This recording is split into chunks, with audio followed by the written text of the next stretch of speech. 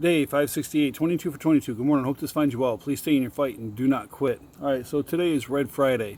It's been a busy time around the world. We've lost a few guys in Afghanistan, on our border, and I think in Syria. It's been a busy time. We have people all over the place: Syria, Iraq, Afghanistan, all over the Middle East. War possible with Iran, which I hope we don't do. The Navy's doing their thing with the sea lanes. We have people in Korea, Japan, all over the place. So if you pray, say a prayer for them. If you don't, do what you do. All right, so I'm going to go a little personal here today because I'm going to New York for a pretty special reason. 18 years ago, I had a daughter. Well, almost 19 now, getting there. And had her with my ex, and we all know that relationship crashed and burned and went in like a 737 Max. It is the combination of everything that put me on the edge of that cliff culminated with the breakup of the family. And I realize I'm talking about my past, but I'm not living there. I'm happy where I'm at. So let's get that clear. But that is where I found myself in 2006. I was sitting on the edge of the cliff, looking into the abyss, and about jumped in. I wasn't quite there, but damn it, I was a lot closer than I should have been. I didn't think about that 6-year-old then, when she was 6 years old, and what I was going to do if I had done what I was thinking. And the butterfly effect of that in my head, and you'll get to see where I go in my brain a little bit, and I hope it conveys the picture that I'm trying to paint, that life can get better. So like I said, when she was 6 years old, I wasn't thinking about how she felt. I was thinking about how I felt. I was being kind of selfish. I was thinking I didn't matter, and that if I left this plane, that life would be better for her and my ex, and just I didn't freaking matter. I was not important to anybody, and I couldn't do anything right. Sounds familiar to some people, I'm sure. Now,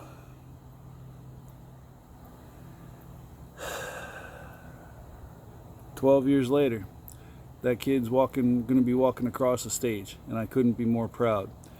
Now, the butterfly effect for me is had I followed through with what I was thinking, what would have happened to her? I'm not going to speculate on my ex, because that's a whole different thing. But my daughter would have grown up without my input, and I realized that we are replaceable, that there is step parents. But what I'm trying to say is, what would happen without my input? If I had taken myself out of the equation, what would have happened?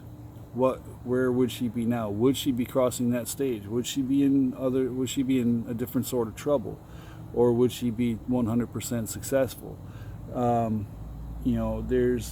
There's things I think about now that I didn't think about then, and it's important that we start thinking about that now, because once that decision is made to actually commit suicide, end yourself, take you off of this plane, there's no coming back. There is no getting a redo. If you're lucky, you screw up your suicide and you live and you realize, whoa, that was stupid. But if you are successful, and I said this yesterday, you take away any chance of a better tomorrow for you and your family. Your family will likely get through, but they will never be the same after you end yourself.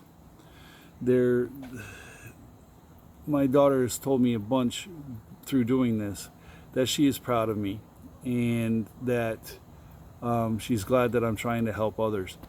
And I try to help her. I try to be the positive, steady, steadfast steadfast and, well, this one, yeah, steadfast and loyal.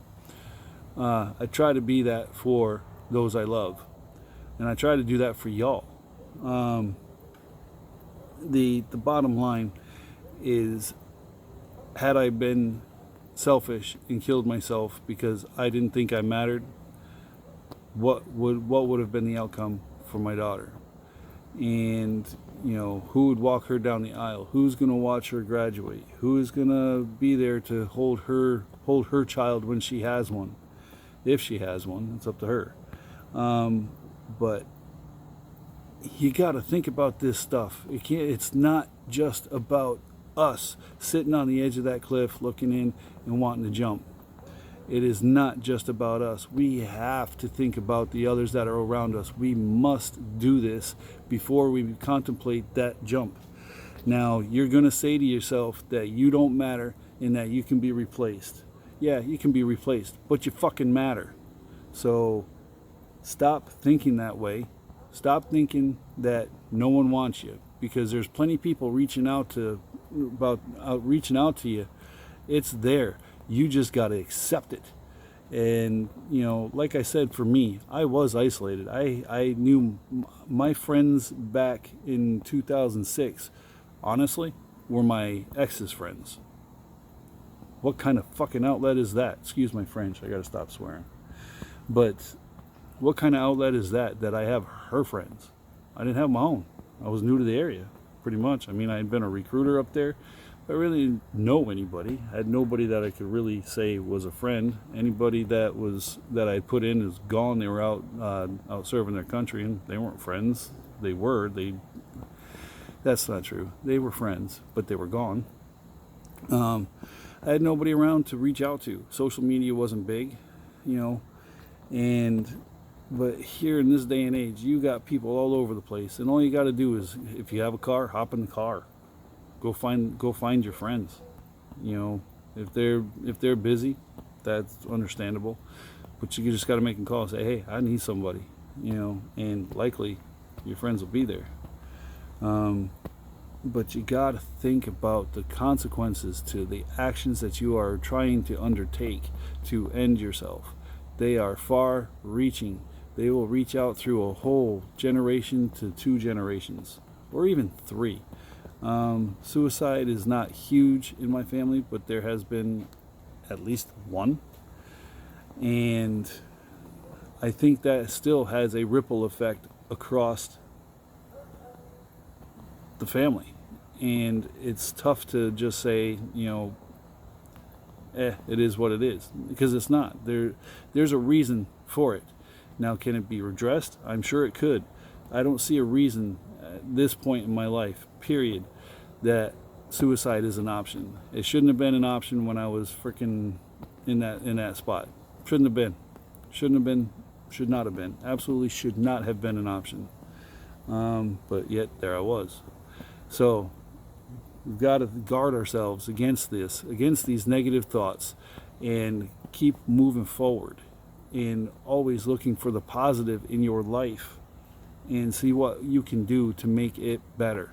Because the consequences of you not doing that and you ending yourself is far greater than you realize with you sitting there. Time for some push-ups. And I know I rambled a bit, and I hope I made some sense.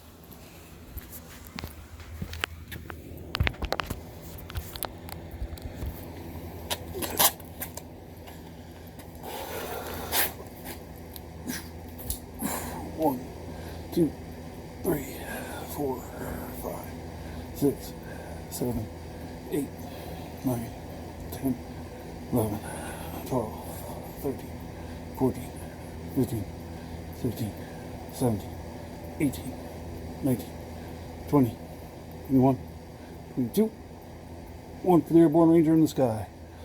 1 for the infantry. 1 for the forward. Check out my YouTube channel. Also, if you need help, seek help. Get it from friends, family, professionals. Do not use suicide as a permanent solution to a temporary problem. Help is out there. Get it. We'll see you here Tuesday. Tough out.